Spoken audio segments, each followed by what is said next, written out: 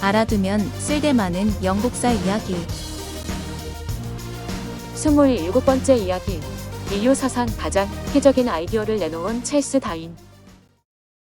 찰스 다윈은 1809년 영국 세번강 근처의 작은 마을 슈로즈버리에서 태어났습니다.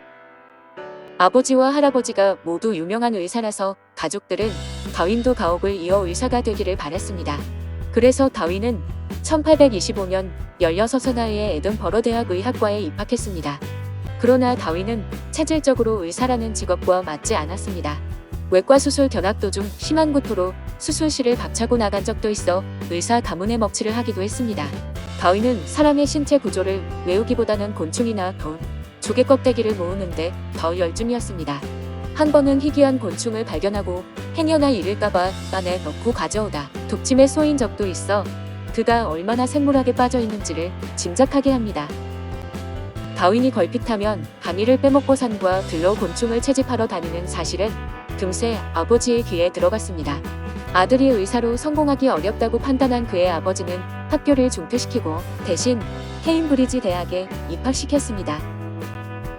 다윈은 아버지의 뜻에 따라 성공의 신부가 되기 위해 신학과에 입학했지만 여전히 대부분의 시간을 생물학 연구에 쏟아부었습니다. 마침 그는 케임브리지 대학의 권위 있는 식물학 교수인 펜슬로와 가깝게 지내며 그의 지도를 받을 수 있었습니다. 펜슬로 교수의 세심한 가르침 덕분에 다윈은 화석을 채굴하고 감정하는 법, 과학조사 자료를 분석하고 정리하는 법 등을 배우면서 과학자의 꿈을 키워 나갔습니다. 이 시절 다윈은 인생에 큰 영향을 미치게 될 책 2권을 접하게 됩니다. 그 책은 바로 독일 과학자 알렉산더 폰 훔볼트의 남미 여행기와 영국 천문학자 존 허셜의 자연과학 입문이 그것입니다. 이 책들은 밤하늘의 부극선처럼 다윈이 인생의 목표를 세우는 길잡이가 됐습니다. 다윈은 교회당에서 기도를 하면서 일생을 보내기보다는 거룩한 과학 연구에 평생을 바칠 결심을 했습니다. 1831년 22살의 다윈은 비글호라고 불리는 해군 측량선에 올라 5년 동안 탐사 활동을 했습니다. 5년 동안 다윈은 아메리카와 아프리카 대륙, 대서양과 태평양, 인도양을 누볐습니다.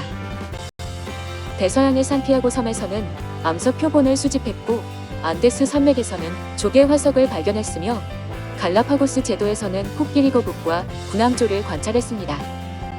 갈라파고스 제도에서 코끼리 거북의 등에 올라타 느릿느릿 해변을 산책하는 진기한 경험도 했습니다. 당시 갈라파고스에 주재하던 영국 영사는 다윈에게 15종에 달하는 코끼리 거북의 차이점을 자세히 설명해 주었습니다. 다윈은 코끼리 거북을 보고 기발한 아이디어를 얻은 채 이곳을 떠났습니다. 같은 계통의 생물이라도 서식 환경에 따라 조금씩 변화하고 발전하는 점에서 어렴풋하게나마 진화론을 구상한 것입니다. 1836년 비그로는 영국으로 귀환했는데 다윈은 귀국하자 그동안 탐사 활동하면서 수집한 자료들을 정리했습니다. 그리고 자신의 진화론을 뒷받침해 줄 수 있는 이론적 근거를 찾기 위해 수많은 전문 서적을 탐독했습니다. 연구를 할수록 다윈은 자신의 이론에 확고한 믿음이 생겼습니다. 이 세상은 성경의 창세기에 나오는 것처럼 하느님이 일주일 만에 창조한 것이 아니며 지구의 나이는 그보다 훨씬 오래되었다는 것을 깨달았습니다. 특히 이 세상의 모든 동식물과 인류는 원시 생물체로부터 점차 진화하여 지금의 모습으로 발전한 것이라는 사실을 확신하게 되었습니다. 다윈은 1839년 훌륭한 조수이자 외사촌인 엠마 웨지우드와 결혼 후 탐구여행 보고서를 출판하는 등 활발한 학문 활동을 벌였는데 엠마의 집안과 다윈의 집안이 모두 부유해서 다윈은 연구에 집중할 수 있었습니다.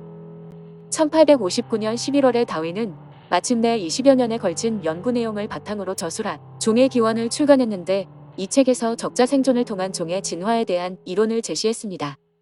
종의 기원의 출판은 유럽은 물론이거니와 전 세계에 일대 센세이션을 일으켰는데 특히 당시 최고의 권위가 있던 종교계의 창조설과 전면적으로 대립하는 양상을 띠면서 종교계를 발칵 뒤집어 놓았습니다. 종교계는 다윈의 학설을 죄악으로 간주하며 비난을 퍼부었으나 진화론 지지자와 반문학자들은 다윈의 학설을 열렬히 옹호했습니다. 그로부터 100여 년에 걸친 격렬한 논쟁 끝에 마침내 1970년대에 이르러 진화론은 학계의 보편적인 이론으로 받아들여졌습니다. 1882년 4월 19일에 다윈이 병사하자 영국인들은 그를 웨스트민스터 사원의 위대한 과학자 뉴턴과 패러데이 옆에 나란히 안장했는데 이것은 다윈에 대한 경의와 존경의 표시였습니다.